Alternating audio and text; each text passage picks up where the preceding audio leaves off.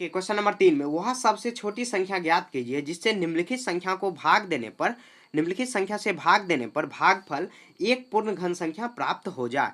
तो देखिए काफी आसान है ये भी। 81 का हम लोग क्या करेंगे, अभाज्य गुणनखंड करेंगे। तो अभाज्य गुणनखंड कितना से, 2 से लग जाएगा। कितना बार में लगेगा ये, सॉरी 2 से नहीं 3 से लग जाएगा। 3 से तो 27 बार में लग जाएगा। 27 या 81 होता है। फिर से 3 नमा 27, फिर 3 से लगाएंगे तो 3 बार में यहाँ पर लग जाएगा।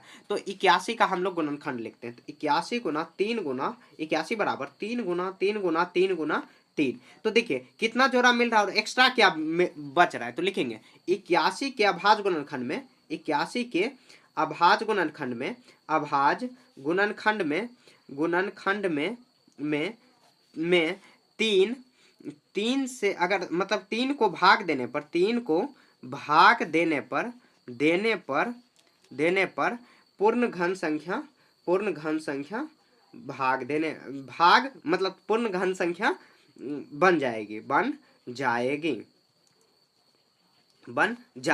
तो देखिए ये 3 मतलब ये 3 को हटा देंगे तो अगर 3 गुना 3 गुना 3 लिखेंगे तो कितना, 3 तिया 9, 9 तिया 27। तो 27 क्या है, 3 का मतलब 3 का घन होता है 27। तो वही हो जाएगा, मतलब 3 हटा देंगे तो बन जाएगा कितना, 3 गुना 3 गुना 3 करेंगे तो 27, 3 नमा 27। तो 81 के अभाज्य गुणनखंड में 3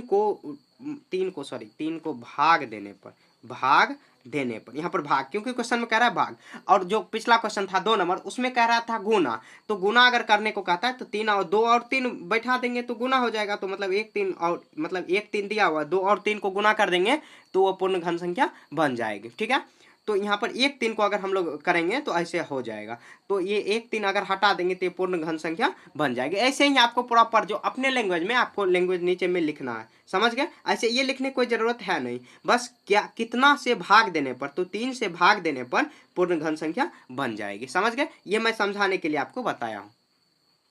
क्वेश्चन नंबर 2 में देखिए, क्वेश्चन नंबर 2 में 256 दिया हुआ। तो 256 का हम लोग अभाज्य गुणनखंड कर लेते हैं। तो कितना से लग जाएगा, 2 से लग जाएगा, क्योंकि इकाई 6 दिया हुआ। तो 12 दूनी 24, फिर से 2 8 16, फिर 2 6 12, 2 चौके 8, फिर 2 लगेगा तो 32, फिर 2 लगेगा 16, फिर 2 लगेगा 8, फिर 2 से लगेगा तो 4, फिर 2 लगेगा तो 2, यहाँ पर 2 दूना 4।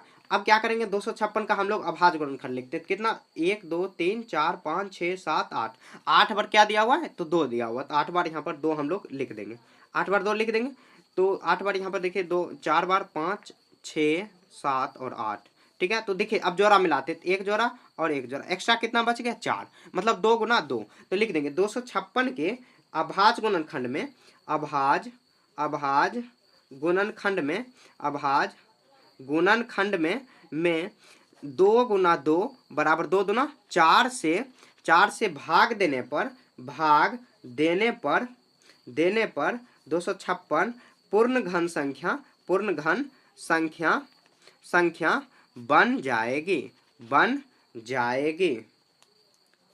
ठीक है, तो देखिए 256 का अभाज्य गुणनखंड की करने के बाद कितना, मतलब 2 आया है तो 8 बार 2 आया, तो 3 3 का जोड़ा लगाए तो 2 और मतलब 2 जो 2 है वो एक्स्ट्रा आ गया। तो वही अगर हम लोग भाग दे के हटा देंगे तो ये जो संख्या बच गया इसको गुना करेंगे तो पूर्ण घन संख्या बन जाएगी। बस आपको प्रॉपर इसी लैंग्वेज में लिखना है। तो ऐसे हम लोग लिख सकते हैं, अतः हुआ सबसे छोटी संख्या 2 गुना मतलब 2 बराबर 4, ऐसे लिख सकते हैं। या नहीं तो यह भी लिख दोगे तो ये भी आंसर इसका हो जाएगा। समझ गए। सबसे पहले आपको क्या करना, जो अभाज्य गुणनखंड करेंगे, करने के बाद जोड़ा मिलाएंगे, 3 3 जोड़ा मिल रहा है, एक्स्ट्रा जो बच रहा है उसी को अगर हटा देंगे तो पूर्ण घन संख्या बन जाएगी। तो अर्थात भाग देंगे तो पूर्ण घन संख्या बन जाएगी। ठीक है, 2 नंबर हो गया। आप देखते हैं आगे यहाँ पर देखिए अगला क्वेश्चन क्या दिया हुआ है, 3 नंबर 135। 135 देखिए कितना से लग जाएगा, तो ये 3 से लग जाएगा। तो 3 चौके 12, फिर से 3 पचे 15, फिर से 3 से लगेगा तो 15 तिया 45, फिर से 3 से लगेगा तो 5 बार में लगेगा। तो 135 का अभाज्य गुणनखंड लिखते हैं। 3 बार है दिया हुआ और गुना 5। तो देखिए अगर ये 5 को हटा देंगे तो ये पूर्ण घन संख्या बन जाएगा। लिख देंगे 135 में 5 से भाग देने पर वह पूर्ण घन संख्या, वह पूर्ण घन संख्या बन जाएगी, पूर्ण घन संख्या बन जाएगी। ठीक है, ऐसे ही आपको लिख देना, सिंपल लैंग्वेज में लिखना, जितना हो सके सिंपल लैंग्वेज में आपको लिखना है। ठीक है, 3 नंबर हो गया। आप देखिए 4 नंबर।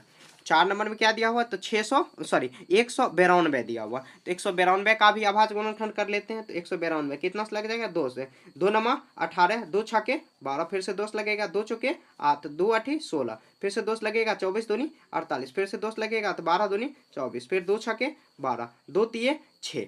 अब 192 हम लोग लिख लेते हैं। तो 192 कितना हो जाएगा, कितना बार दिया हुआ है, तो 2 दिया हुआ है 6 बार, तो 2 6 बार हम लोग लिख लेते हैं, 2 6 बार लिख लेंगे। और 3 देखिए एक्स्ट्रा आ गया, 3, तो 3 ही देखिए यहाँ पर जो है ये मिल रहा है, ये मिल रहा है, और 3 एक्स्ट्रा आ गया, तो लिख देंगे 192 में 3 से भाग देने पर पूर्ण घन संख्या पूर्ण घन संख्या बन जाएगी, पूर्ण घन संख्या बन जाएगी।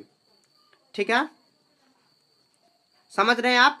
सबसे पहले अभाज्य गुणनखंड करेंगे, करने के बाद जोड़ा मिलाएंगे, 3 जोड़ा मिलाएंगे, क्योंकि घन संख्या यहाँ पर दिया हुआ, तो 3 जोड़ा मिलाएंगे, जो एक्स्ट्रा बच जाएगा उसको हम लोग भाग देके एलिमिनेट कर देंगे, मतलब हटा देंगे, तो वो पूर्ण घन संख्या बन जाएगी। समझ गए। अब देखिए 4 नंबर हो गया। 5 नंबर में कितना दिया हुआ है, 704 दिया हुआ है।